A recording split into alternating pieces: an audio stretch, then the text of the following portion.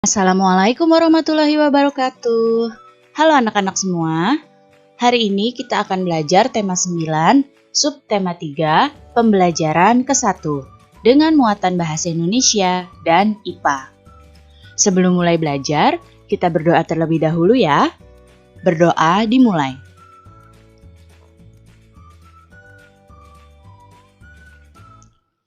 Berdoa selesai. Baik anak-anak, sudah siap untuk belajar hari ini? Kalau sudah siap, mari kita mulai belajarnya. Pertama-tama, kita akan mempelajari muatan bahasa Indonesia. Lihatlah gambar yang ada di hadapan kalian. Dayu dan Edo sedang beristirahat. Ketika sedang beristirahat, Edo memperhatikan majalah dinding yang ada di dekatnya. Lalu, Dayu bertanya kepada Edo apa yang sedang dilihat oleh Edo. Dan Edo berkata bahwa dia sedang melihat iklan yang ada di koran yang ditempel di majalah dinding. Edo merasa iklan itu cukup menarik. Kira-kira iklan apa ya yang dilihat oleh Edo? Nah, ini adalah iklan yang dilihat oleh Edo. Sekarang sama-sama kita amati iklan ini. Ternyata iklan ini adalah iklan yang menawarkan produk air mineral kemasan. Kemudian di dalam iklan ini unsur-unsur yang terdapat adalah ada nama produk, ada gambar yang menarik, dan juga ada kalimat iklannya. Setelah kita amati juga, iklan ini cukup informatif, menarik, dan memiliki kalimat yang singkat, jelas, dan padat.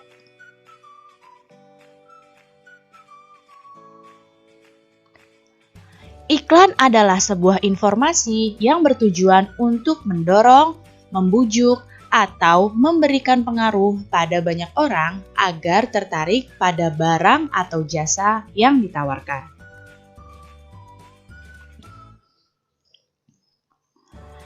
Lalu, apakah kalian masih ingat tujuan dari iklan? Mari kita ingat kembali. Tujuan dari iklan yaitu memberitahukan kepada halayak ramai tentang suatu produk atau jasa. Kemudian, tujuan iklan yang berikutnya mempengaruhi halayak ramai tentang suatu produk atau jasa. Tujuan iklan juga untuk menyarankan seseorang membeli dan menggunakan suatu produk atau jasa yang diiklankan, dan memberikan informasi tentang produk atau jasa yang ditawarkan.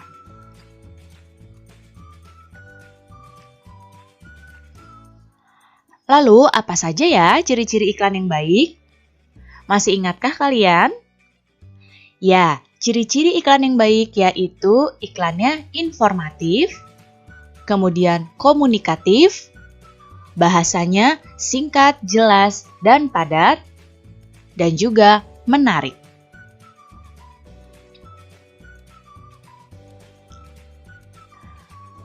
Iklan media cetak itu ada dua bentuknya. Yang pertama, ada iklan baris.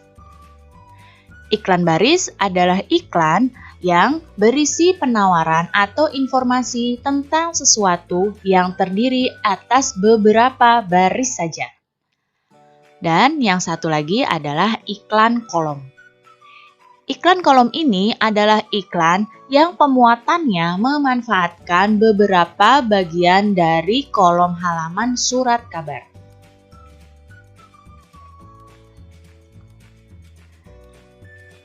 Apa saja ya ciri-ciri dari iklan baris? Iklan baris itu terdiri atas 2-3 baris. Informasi yang terkandung dalam iklan baris hanya informasi yang penting-penting saja. Jadi ditulisnya secara singkat, padat, namun jelas. Kemudian dikelompokkan sesuai dengan jenis barang atau jasa yang ditawarkan. Jika iklan tersebut tentang kendaraan, maka akan dikelompokkan dengan iklan kendaraan. Jika iklan tersebut tentang makanan, maka akan dikelompokkan dengan makanan. Kemudian berupa kalimat-kalimat pendek yang biasanya menggunakan singkatan-singkatan untuk menghemat tempat, karena iklan ini hanya terdiri dari 2-3 baris saja. Sebagian iklan baris dilengkapi dengan gambar ukuran yang kecil, namun gambarnya tidak berwarna. Dilengkapi dengan nomor telepon penjual untuk dihubungi oleh pembeli. Iklan ini tidak menggunakan ilustrasi grafis dan biaya pemasangan pada iklan baris ini tergolong murah karena tidak membutuhkan tempat yang lebar. Nah, ini adalah contoh dari iklan baris. Yang atas ini adalah iklan dari produk laptop.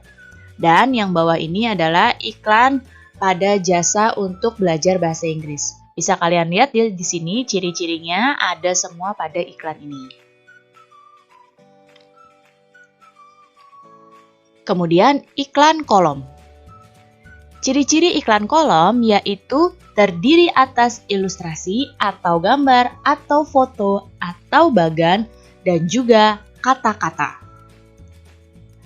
Ukurannya lebih besar daripada iklan baris. Bahkan pada iklan kolom ini ada yang sampai penuh 1 halaman koran. Iklan kolom berisi penawaran, ajakan, dan bujukan untuk membeli produk atau barang yang ditawarkan. Namun iklan kolom ini bisa juga berupa iklan pribadi atau keluarga yang berisi misalnya berita pernikahan, berita duka cita, atau ucapan terima kasih. Nah, ini adalah contoh dari iklan kolom. Ya, bisa kalian lihat di sini iklannya lebih besar dan ada gambarnya.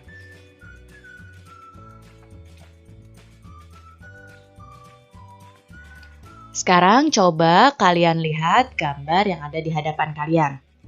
Ada anak yang sedang minum dan juga ada anak yang sedang menghirup udara. Kita akan mempelajari muatan IPA.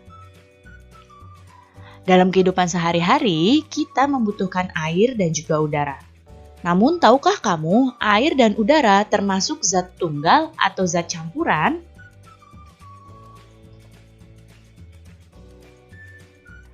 Air termasuk zat tunggal dan udara merupakan zat campuran. Mengapa? Karena udara tersusun dari berbagai macam gas.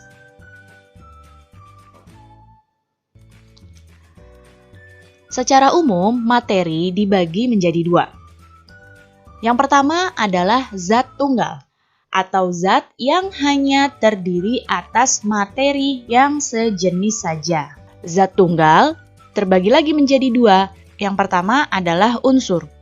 Unsur adalah zat tunggal yang tidak dapat diuraikan lagi jadi zat lain yang lebih sederhana. Contohnya seperti besi, belerang, perak, emas, oksigen, nitrogen, hidrogen, dan juga timah. Kemudian senyawa.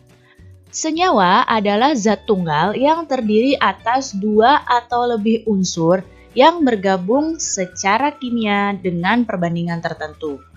Contoh dari senyawa adalah garam dapur, kemudian beras, kapur tulis, gula pasir, air, asam cuka, atau soda kue.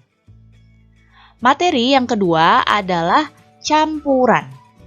Campuran adalah gabungan dari 2 materi atau lebih.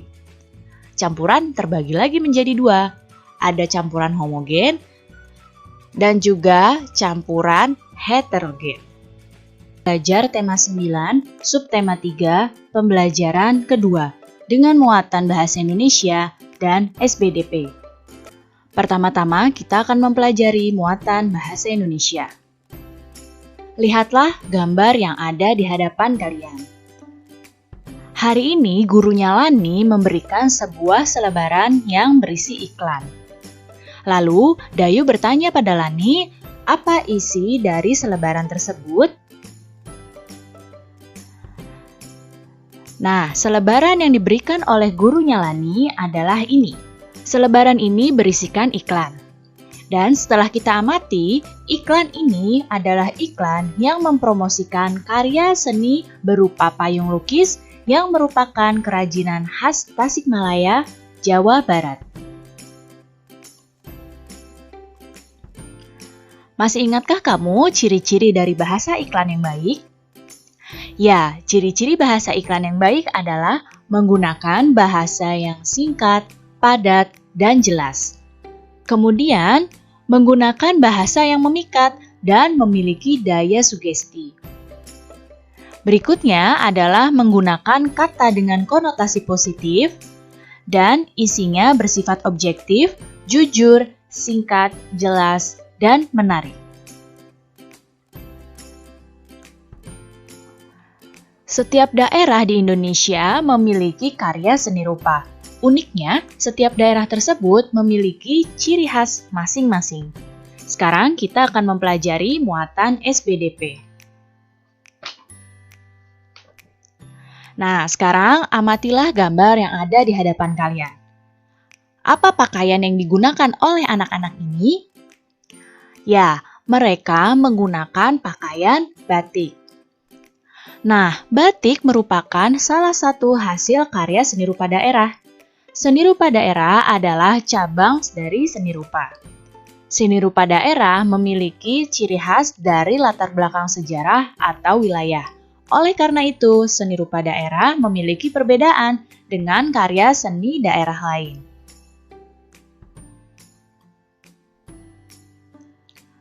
Karya seni tradisional menjadikan Indonesia terkenal dengan karya kerajinan seni rupa daerahnya. Motif dan corak karya seni daerah bersifat turun-temurun dan menyesuaikan dengan letak geografis daerah masing-masing.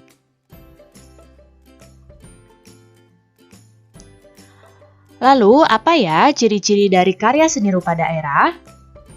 Berikut ini adalah ciri-cirinya. Ciri-ciri yang pertama adalah bersifat kedaerahan. Kemudian, dipengaruhi oleh budaya dan latar belakang sejarah dari suatu wilayah. Dan, corak dan motifnya dipengaruhi oleh kondisi fisik atau geografi suatu daerah. Dan juga dipengaruhi oleh corak seni tradisional masyarakat setempat. Karya seni rupa dibagi menjadi dua. Yang pertama adalah karya seni rupa dua dimensi. Apa itu karya seni rupa dua dimensi? Karya seni rupa dua dimensi merupakan karya seni rupa yang mempunyai ukuran panjang dan lebar dan hanya bisa dilihat dari satu arah, yaitu arah depan. Apa ya contohnya karya seni rupa dua dimensi? Contohnya adalah kain batik, kain tenun, kain songket, dan juga lukisan. Kemudian yang kedua adalah karya seni rupa tiga dimensi. Karya seni rupa tiga dimensi adalah karya seni rupa yang mempunyai ukuran panjang, lebar, dan tinggi. Nah, karya seni rupa tiga dimensi ini dapat dilihat dari segala arah. Contohnya adalah ukiran kayu, keramik, patung, dan juga gerabah. Nah, berikut ini adalah contoh dari seni rupa dua dimensi. Ini adalah batik. Kemudian ini adalah tenun. Yang ini adalah songket. Dan yang ini adalah lukisan. Kemudian, ini adalah contoh seni rupa tiga dimensi. Yaitu ada ukiran, kemudian gerabah, keramik, dan juga patung.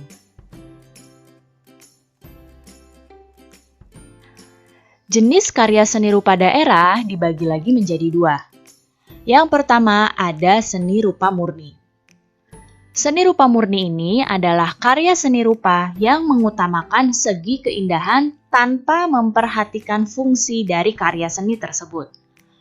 Contohnya adalah lukisan dan patung. Kemudian ada seni rupa terapan. Seni rupa terapan adalah karya seni rupa yang mengutamakan fungsi, namun tetap memperhatikan segi keindahannya. Contohnya adalah batik, ukiran kayu, gerabah, dan lain-lain. Baik anak-anak, cukup sekian ya penjelasan Ibu kali ini. Mudah-mudahan kalian paham dan mengerti. Terima kasih anak-anak semua. Sampai jumpa lagi. Wassalamualaikum warahmatullahi wabarakatuh.